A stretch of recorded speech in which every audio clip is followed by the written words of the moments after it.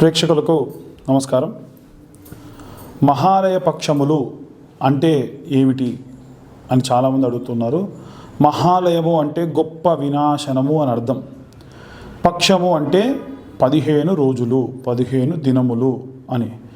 అదేంటండి గొప్ప వినాశనం అంటున్నారు? మరి ఏమిటి అంటే మనిషికి గొప్ప వినాశనం ఏమిటి అంటే మృతము, చనిపోవడము. అలా గతించిన వ్యక్తికి సంబంధించి ఏ తిథి రోజున వారి యొక్క తిథిపూర్వకమైనటువంటి రోజును జరుపుకోవాలి అనేటువంటిదే ఈ ఒక్క మహాలయ పక్షములు. అయితే ప్రతి ఒక్క మనిషి చనిపోయినటువంటి మాసములో చనిపోయినటువంటి తిథి రోజున చేసేటువంటిదే శ్రాద్ధము. శ్రద్ధగా చేసేదాన్నే శ్రాద్ధము అని అంటారు. అలా తద్దినము అంటే ఆ యొక్క దినమును తద్దినము అని కూడా మన యొక్క పెద్దలు చెబుతూ ఉంటారు. అయితే చనిపోయినటువంటి వ్యక్తి యొక్క చనిపోయినటువంటి రోజు ఏమిటో తెలియదు అనుకోండి, మరి అప్పుడు ఎప్పుడు చేయాలి? చాలామంది ఇప్పుడు భాద్రపద మాసంలో వచ్చేటువంటి వినాయక చవితి పూర్తయిన తర్వాతకి వచ్చేటువంటి 15 రోజులని కూడా మహాలయ పక్షములు అని మన పెద్దవాళ్ళు చెబుతూ ఉంటారు. అలా మహాలయ పక్షములో మీ పెద్దలు చనిపోయినటువంటి రోజుని ఉదాహరణకు పంచమి రోజున గతించారనుకోండి. పంచమి రోజు ఎప్పుడు వస్తుందో ఆ రోజున మధ్యాహ్నం 12 గంటల లోపు వారి యొక్క పేరు మీద నువ్వులు నీళ్లు విడిచిపెట్టి ప్రత్యేకమైనటువంటి క్రతువులు చేయాలి.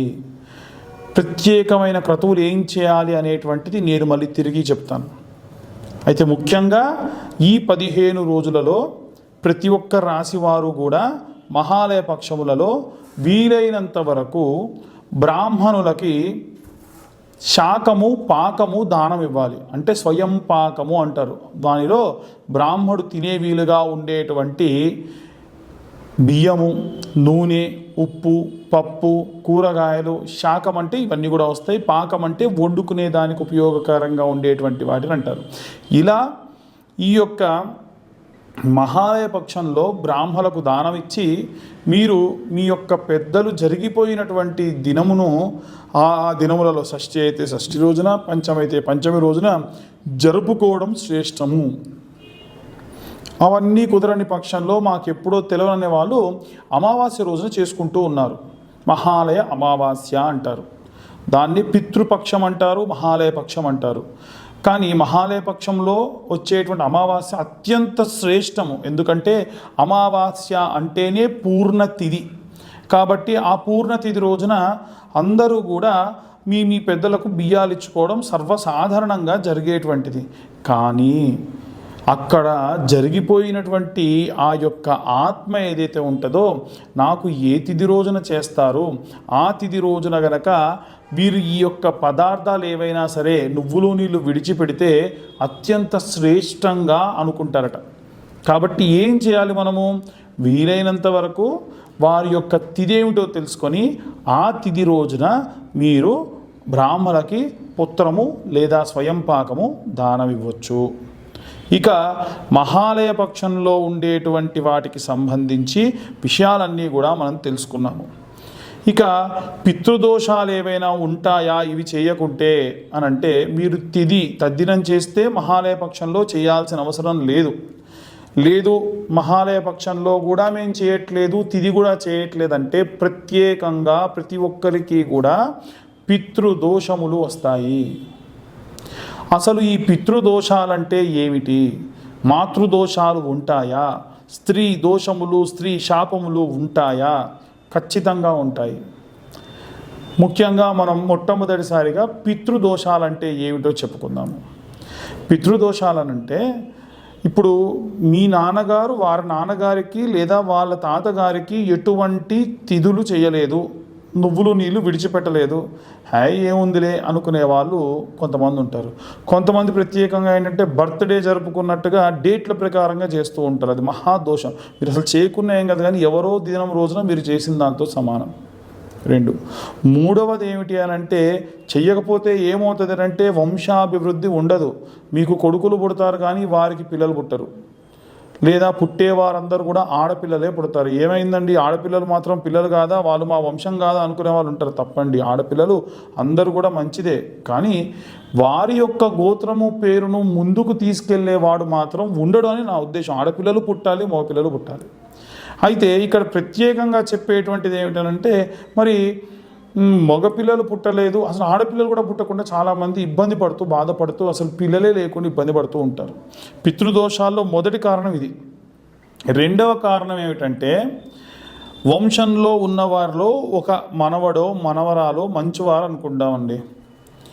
కనీసం వారి తండ్రి చేయట్లేదు, నా మనవడన్నా నా కార్యక్రమాలు చేస్తాడేమో అని ఎదురు చూస్తుందంట ఆ ప్రేతం అక్కడ ఆత్మగా మారి. వారు కూడా చేయకపోతే ప్రత్యేకంగా వారిని గుర్తు చేసే విధంగా యాక్సిడెంట్లు జరగడం కానీ, ఏవైనా దెబ్బలు తగలడం కానీ చేస్తూ ఉంటారు. ఇది మన దగ్గరే కాదండి, టర్కిష్కి సంబంధించినటువంటి ప్రాంతాల్లో కూడా ఆ చనిపోయినటువంటి రోజును వారు ప్రత్యేకంగా జరుపుకుంటారు. వేరే వేరే పాశ్చాత్య దేశాల్లోనే వారిని స్మరిస్తూ ఎంతో కొంత చేస్తారు. మనది సనాతన ధార్మిక ధర్మం అండి. ఇంత సనాతన ధర్మం, వేరేవన్నీ మతములు, మనవి మతం కాదు, మనది ధర్మం. ఖచ్చితంగా పాటించవలసినటువంటి నియమములు ఇవన్నీ కూడా. కాబట్టి పితృదోషాలున్న వాళ్ళు ఇప్పటికైనా మహాలయ పక్షాల్లో నువ్వులు నీళ్ళు విడిచిపెట్టండి, మీ పెద్దలకు తర్పణాలు చెయ్యండి. ఇంకొకటి ఏమిటంటే, నారాయణ బలి పితృదోషాలకు సంబంధించి ప్రత్యేకంగా చేసేటువంటి శాంతి, అవి ఎక్కడ పడితే అక్కడ చెయ్యరు, చేయకూడదు. ఎక్కడ చేస్తారండి, గోకర్ణంలో చేస్తారు, అలాగే నాసిక్లో చేస్తారు, త్రయంబకేశ్వర్లో చేస్తారు, పళని కుక్కీ లాంటి ప్రదేశాల్లో కూడా ఈ మధ్య చేస్తున్నారని తెలిసింది. ఎలా చేస్తారంటే, ఒక మనిషి చనిపోతే ఒక ప్రేతాన్ని పాడె కట్టి శ్మశానానికి తీసుకువెళ్ళి ఆ యొక్క శ్మశానంలో కట్టెలపై పేర్చి కాల్చి చుట్టూ తిరిగి ఎలా అయితే మనం ఖననం చేస్తామో అలా ఒక చిన్న పిండి ముద్దను చేసి దాన్ని చేస్తారు. ఖచ్చితంగా ఇలా చేయించండి. అప్పుడే మీకు పిల్లలు లేని వాళ్ళకు పిల్లలు కలుగుతారు, వ్యాపార నష్టం వాళ్ళకి వ్యాపారాభివృద్ధి, ఎన్నో రకాలైనటువంటి జాతకాలు బాగున్నాయి, ధనము బాగుంది, అన్నీ బాగుంది, మాకు ఎందుకు ఇలా జరుగుతుందో తెలియనటువంటి వారందరికీ కూడా ఇది ప్రత్యేకమైనటువంటి రెమెడీ. మీకు ఇంకేమైనా సందేహాలు ఉంటే మా యొక్క టీం ద్వారా మమ్మల్ని కాంటాక్ట్ చేయండి. ఎక్కడ చేస్తారు, ఎలా చేస్తారు, ఎంత వీలైతే అంత తక్కువలో ఎలా చేస్తారు అన్నీ కూడా నేను మీకు సూచిస్తాను. ఇవి ప్రత్యేకంగా పితృదోషాలు.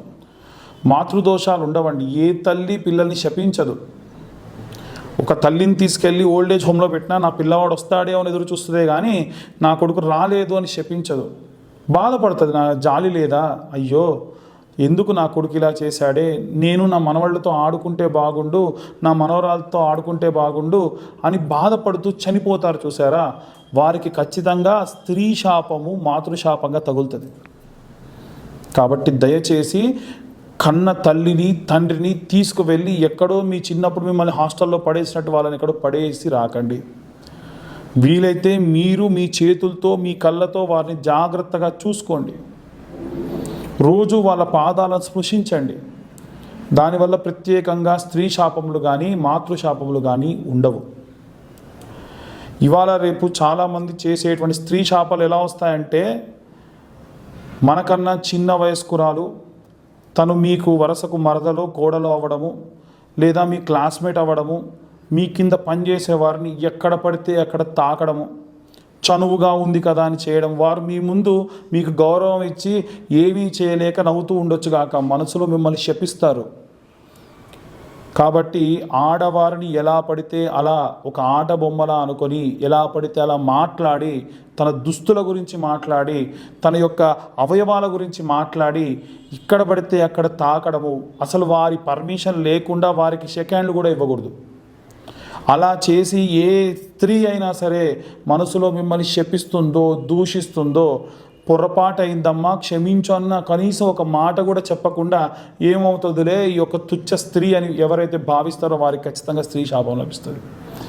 ఏం చేయాలండి, అలా పొరపాటున తెలవక మేము ఏమైనా చేశాము క్షమించమని చెప్పలేదు అంటే ఏం చేయాలి అని అంటే, ఈ యొక్క మహాలయ పక్షాల తర్వాతకు వచ్చేటువంటి అమ్మవారి నవరాత్రులు ఉంటాయి కదా, 9 సంవత్సరాల పాటు మగవారందరూ కూడా ఈ 9 రోజులు కాళ్ళకు చెప్పులు లేకుండా అమ్మవారి దీక్షను పూని అమ్మవారి కండువా మెడలో వేసుకొని ఒకటే పూట భోజనం చేసి 2 పూటలు అమ్మవారికి నివేదన చేసిన పదార్థం తిని నేలపై పడుకోండి. ఇలా చేస్తే మీరు పొరపాటున తెలవక చేసిన దోషములు అమ్మవారు తీసేస్తారు. ఇవి ప్రత్యేకంగా స్త్రీ శాపములుగా మనం అభివర్ణిస్తూ ఉండొచ్చు. ఇంకా ఉన్నాయి, నేను మీకు కొద్దిపాటి మాత్రమే చెప్పాను, దానికి రెమెడీ మాత్రమే చెప్పాను. ఇంకా ఎన్నో రకాలైనటువంటి స్త్రీ శాపాలు ఉంటాయి. మనం ఈ యొక్క సామాజిక మాధ్యమం ద్వారా విపులంగా చెప్పలేం కనుక నా పరిధి మేరకు నేను మీ అందరికి కూడా విశ్లేషణ చేయడం జరిగింది. ప్రేక్షకులందరికీ కూడా వినాయక చవితి శుభాకాంక్షలు. అలాగే మహాలయ పక్షంలో కూడా అందరూ కూడా చెప్పిన విధంగా పితృదోషాలు పోగొట్టుకుంటారని, మాతృదోషాలు కానీ స్త్రీ దోషములు కానీ రాకుండా చూసుకుంటారని అనుకుంటున్నాను. కుంభరాశి వారు మహాలయ పక్షంలో పాటించవలసినటువంటి నియమ నిబంధనలు: ధనిష్ట, పూర్వాభాద్ర, ఉత్తరాభాద్ర నక్షత్రం వారి యొక్క